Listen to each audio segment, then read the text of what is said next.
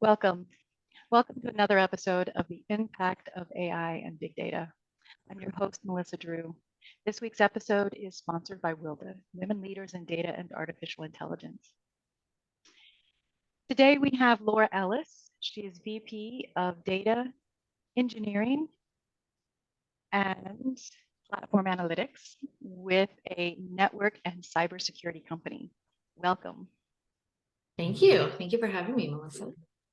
So some of the things that I've learned about you recently that I'd love to chat about is that you have a long-term blog, and I'd like to know what long-term means, but a long-term blog called Little Miss Data, which I love that thing. And also just within it's going on 3 years now, you run an annual event that happens once a year, and it's called Data Mishaps. I'd love to know a little bit more about that. Awesome. Yes, so my blog, and honestly, now that you said that, what does long-term mean? I'm like, I don't remember how many years it's been. It's been at least long-term. It's somewhere between 5 and 10, probably closer to 5 is when I've had my blog, and I don't remember when it started. But yeah, I just sort of live out loud about all things data, what's going on, kind of things I think are cool, interesting, or challenging and hard, and maybe we should chat about them. And that's been a really good way to get to know people in the data space. So that's Little Miss Data. And then Data Mishaps Night is a very fun event that my great friend Caitlin Huden and I started 3 years ago. And it's just a place, like a safe space for people to share their data mistakes that they made. And then we can learn from each other, we can empathize. And it also just is intended to normalize that we make mistakes, which is, I feel like in any single project that you would take, you'll make at least one. So why are we just only talking about our successes? Let's talk about our failures too. Right. I've been in data since 1995, so I have a lot more than just one mistake. Right. Exactly. Now, is that meant, you said annually, is that virtually, in person, both? It is just virtual, and it's just virtual. It's not recorded because we do want people to be able to share, right? It's annually because it takes a lot of work to run an event, as people who might be listening who run events know. And, we just want to keep it fun. We don't want to turn it into a big chore. And I believe you mentioned this past event was one of your largest? It was. We started out, we're lucky to get great traction each year. I think the first year we had about 200 people attending, and then last year somewhere between 3 and 4, and then the year before that, and then last year we were bumping up on 400 that actually came. So it was really cool. Well, it's interesting that we talk about this because I did see this on LinkedIn floating around, and I thought, oh, what a great thing, but I didn't join because I didn't have a mistake at the moment to talk about. But now, recognizing that you're the person behind the scenes, this isn't just me having a mistake that I want to talk about right now, but it's also joining and listening to others and learning from them. So next time I will definitely join. Awesome. Well, we would love to have you, and you can come and share your mistake as well. We have about 12-ish speakers every time, so that could be you, Melissa. Okay, perfect. So Laura, everyone knows at this point that I don't quite stalk you on LinkedIn, but I do look you up on LinkedIn as preparation for this. And you were one of the few people that I've spoken to that started your professional and educational career in technology. You started in software engineering. You then went back, probably, gosh, you went back and got a secondary education in predictive analytics, which I did not know that there was a degree related to that topic.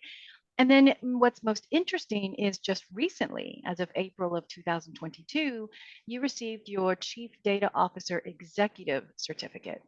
I'm really interested in understanding what attracted you to technology, because you started right away in that field. Yeah, thank you for asking. So I don't know I wish I had an amazing story, honestly, of what attracted me to technology. But really, if you think about when you join university or college, depending where you're living, like, I was just a kid. And so I liked science and math. And I happened to be super fortunate to win just some grade level computer science award. And I was, that happened. It wasn't a big deal. I'm not trying to make it a big deal. But to me, I thought, okay, well, I'm going to have to major in something. I'll probably be a teacher like my parents are. So why don't I just pick computer science? Because apparently that's going well for me. And that's how I got into doing software engineering. And then when I graduated, I happened to be able to land a job. And I thought, okay, I'll just do this job for a bit and then I'll go back to teaching. And that was kind of where the whole thing started. Because, once you leave school and then you start making corporate money, it's a little bit harder to go back unless there's a compelling reason. True. Right. That's a very true statement. Yes. I do want to just highlight because folks are going to come and look at you on LinkedIn. Hopefully, they'll connect with you, maybe subscribe to your blog. But one comment that came back to me on LinkedIn was, why is it that a lot of the women that you speak to are from IBM? And someone will notice on your LinkedIn page that you have a little over 15 years with IBM before moving out into your current role. And I just want to address that for everyone listening.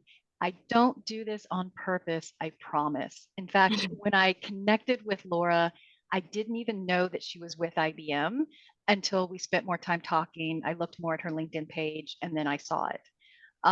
It just so happens to be that way. The more I started to pay attention to this, the more I realized that pretty much everybody I bumped into has either worked for IBM, has a father or brother or sister who is working for IBM right now, or recently worked from IBM or currently working for IBM. So I think it's just one of those things where, everybody's got a laptop at some point, everybody's worked with IBM.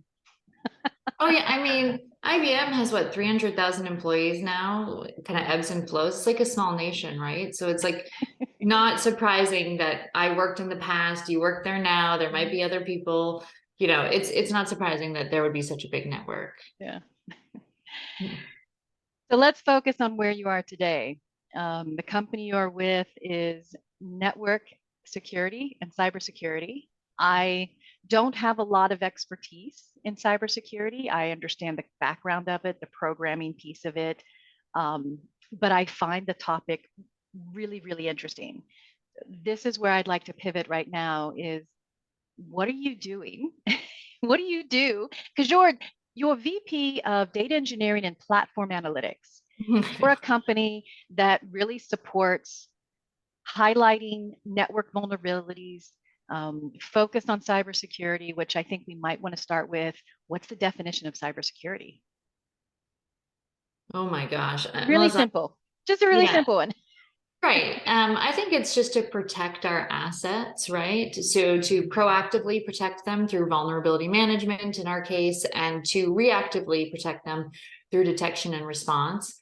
And honestly, there are all flavors of it from beyond that, right? So there are so many ways that you can monitor, identify, and then react to threats of any kind. And it seems like the more that we make progress in this area, the more that hackers find new ways, and it's just a growing space. And so I'm just really excited. I've only been in the cybersecurity industry for a year now, right? And I'm excited to just be here and learning. Give us an example of something not client specific, but maybe a type of project or something that you're currently involved in. Yeah. So, it's funny.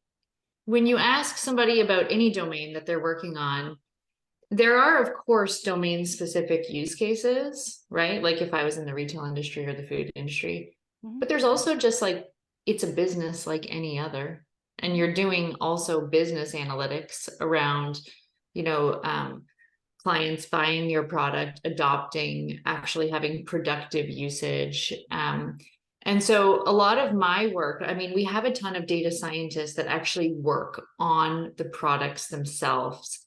detecting threats and vulnerabilities and using data science to better detect those or detect them faster. But my job is primarily focused on the business and driving the business forward. And probably one of my biggest overlap areas is around product usage. So when a client actually purchases our product, we are trying to make sure that they're actually able to productively use our product and be successful in their goals. And so that would be sort of my cybersecurity lens on the type of projects we take on. But that said, there's still just a lot of, hey, we're a business and we need to be healthy projects. I noticed that your role is data engineering, emphasis on the word engineering. You mentioned that there are data scientists that work from you. I'm seeing more titles with the word engineering. Is there a specific difference, or have you understood why the word engineering versus another word? Melissa, I will not die on any hill over title. Like, period. I'm just gonna tell you that Like, because there's so many, and now there's analytics engineering, and now there's, there's data analyst versus data scientist, and there's ML engineer, and there's right. AI ops, and it's like, if you are in a field and you feel like you've got a title that reflects your work, I am so very happy for you. And I feel like data engineering and platform analytics reflects my team's title, but it doesn't mean it reflects their work, but it doesn't mean that like 10 other titles wouldn't, or that other people don't deserve that title too. So I just, I'm happy to chat about it, but it's not the hill I'm dying on. Oh yeah, I think more along the lines of what does a data engineer do compared to data management or some of the other, roles that you just listed? Yeah. So my data engineering team, and I also think data engineers can take all flavors as well, right? But my team of wonderful, amazing data engineers who I love focus on going out and getting all the data from the organization that we need to use to analyze and drive our business forward. And so that takes all forms, right? Because data is available in all forms. So it could be setting up replicas of other databases. It could be going out and calling APIs. It could be setting up integrations with other tools directly. It could be listening to Kafka feeds or setting up Kafka topics. But basically, step one, get all the data in. Step two, we don't stop there. We have to make it usable and accessible. And so, there's a lot of data transformation that happens there. And then we actually do also a lot of enablement as well, because our team, I think like a lot of teams aspire to be, but our team is really like in their hearts very focused on getting people appropriate access to the data that they need to do their jobs. And then there's security and governance and all that mixed in. If I focus on the data part of it, not the analytics part of it, what are some of the things that you've seen, not here, but throughout your career, in how the interpretation of data has changed? And let me give you a better clarification. I drink coffee. Starbucks. Sorry, I had to think of Starbucks. I drink them every day almost. Starbucks. So I have always been a part of the Starbucks app, that gives me the rewards. And over time, the definition of what a consumer wants and the changes of how they use data to match that has evolved.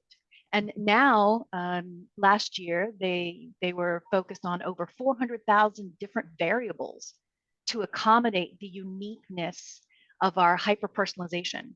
Right. And just within a recent article, I read that now they're going to add weather on top of that to even further drive hyper-personalization, so that as I'm driving near a Starbucks and it sees my app, it'll recognize the weather and be able to differentiate between that ice drink I want versus that hot drink that I typically drink.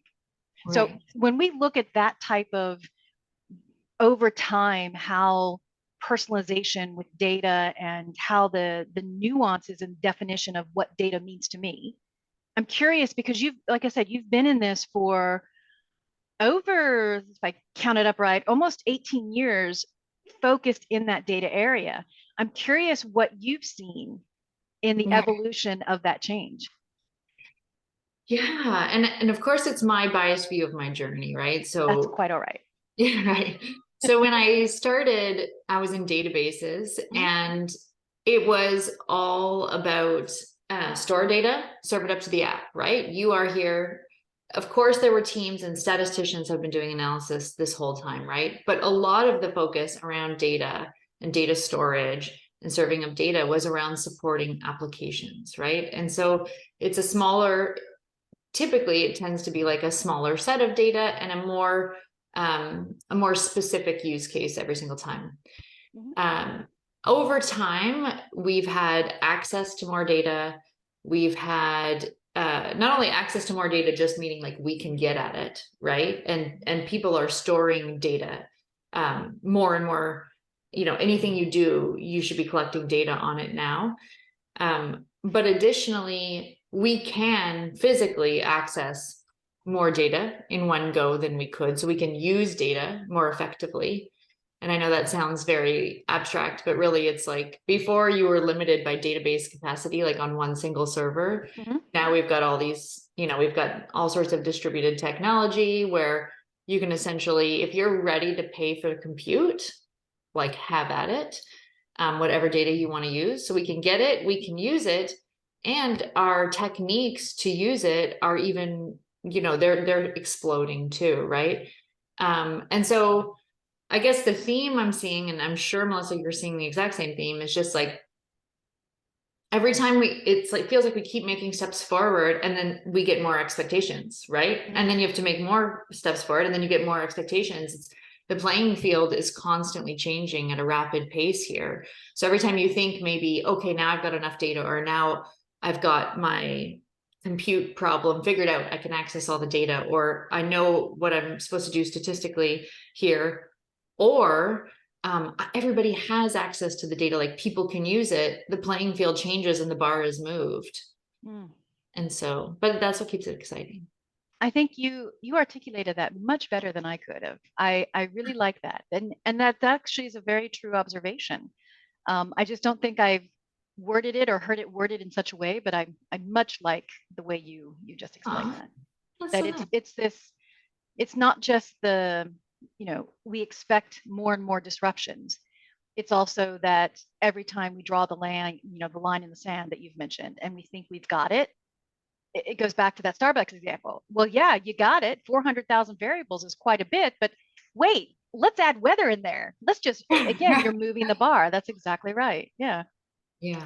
What about dark data? So I've become a little bit more exploring into this concept. So dark data, the way it was explained to me is a lot of companies throughout the throughout the evolution of collecting data collect a lot of data. Their arms are so wide open that they're collecting a fishnet of data, and then they only use a portion of that. Yeah. And the feedback that I've gotten from some is that dark data is all that other data that you've collected, but you didn't know what to do with it, or you didn't know you had it because you were trying to pick and choose the data that you really needed. Do you find that you have those kinds of you've bumped into some of those examples? Yeah, I think every company, right? I think this is common to want to collect data in case you might need it. I think there is absolutely a case for dark data, especially and not specifically for people in the cybersecurity industry, but anybody. That data can be very beneficial if you're trying to piece together a what happened scenario, whether it is sort of an attacker situation or something went down. That type of like telemetry data, I feel like telemetry data is often very dark data and it's not useful until it is, until you need it. And then you're super happy to have it. But then there is a lot of other data that's just collected and maybe not used. And of course I've encountered those. I think most people have, but what I really do try to do is with my teams is if we're going to collect data, we're going to use it, because every single data that you collect has a cost. Even if you're not using compute against it, you are storing it, even if it is with very minimal money on S3, but you are paying some money. It has a risk because it's just sitting there dormant. And if you're not loving it, it's probably more prone to attacks than everything else. And then it has a value, right? And so I think every time you onboard data or you take data, you have to always weigh out the cost, risk, and value of it and say, like, does this make sense for me? Thank you for elaborating that a little bit further, because I was going to follow up with what is the balance between, should we be collecting just a net of data versus when we do, should we be collecting a net's worth of data, recognizing that we're not using it all and we're just setting it aside? And what I heard from you a moment ago is there's this really fine balance between, you mentioned telemetry data, that it's great that it's not there, but when you need it, you want it there. And then the other side of the balance is, but there's also a cost and a risk. And maybe we should think a little bit more about, yay, that's great that you have dark data, but maybe you should step back and wonder why you have so much dark data. So I think that's a really good question that we pose for our audience is, when your company comes up to you and says, let's go look at our dark data, great, but maybe step back and ask, why do we have so much dark data and what's the risk associated with that? Yeah, and the telemetry data, I think if you're taking on a new use case, you have to always evaluate those three, right? Cost, risk, and value. And we can put just a big bucket around it and say, like, all telemetry data, we're willing to pay for that extra cost. We'll kind of put fences up around it for the risk, and the value is not always there, but it spikes when you need it. Right. But I'll say, Melissa, my alarm bells go off when people just say, like, we have a bunch of dark data. That is my worry, because when you have a bunch of dark data, that means you're not loving and caring for it, and that is risk. I love that. You're not loving and caring for your data. You have to. You have to love your little data babies. That tells me you are so passionate about data. Just that one statement, and I know that at your heart, you are passionate about data. I totally am. Yeah. If we look to wrap up here, Laura, someone who is listening to this that has this passion of data that you've highlighted, what are some steps that they can start to get involved in? And I'm assuming that these are, people at the college level, maybe just exiting college, starting their first job. They haven't quite found the role that they're interested in, but they know that data is really where they want to be. How can they pivot their career? I think if you are passionate about it, then just go. And I know that's kind of intangible, but just go and don't let anybody stop you. And the best way to start is to start. I know it sounds so silly, right? But if you really want to do it, don't let anything stop you. You're no different than anybody else who broke in, right? You can do it. Just begin. Start taking that course that looks cool. Start reading that book that looks interesting. Start getting your hands on and picking a project. So just go. And then the second half of that is connect with people along the way. Don't do it in a bubble and tell yourself, I will tell people I'm doing this once I'm perfect or awesome, because the bar is always moving and none of us ever feel like we've got it. I still do not have it. And just connect with people, because those are also your opportunities. And the more you're putting yourself out there that you want this, that you're doing these things, the more you'll be in the back of people's mind when opportunities come up. I'm going to take that and circle back to the very beginning of this conversation when we mentioned that you went back to school recently to get a Chief Data Officer Executive Certificate. Did I get that right? Yes. Yeah. So why? I mean, you've been out of college, for whatever, over 5 years. And a lot of people would say, that's it, great, I'm done. So what prompted you to want to go back and get specifically that area? And like twice, why? Honestly, sometimes I'm going, what are you doing? Why are you doing this to yourself?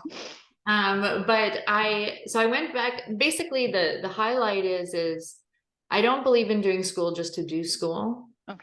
I didn't do my master's after school because there wasn't anything I was passionate about yet to do it, to justify it.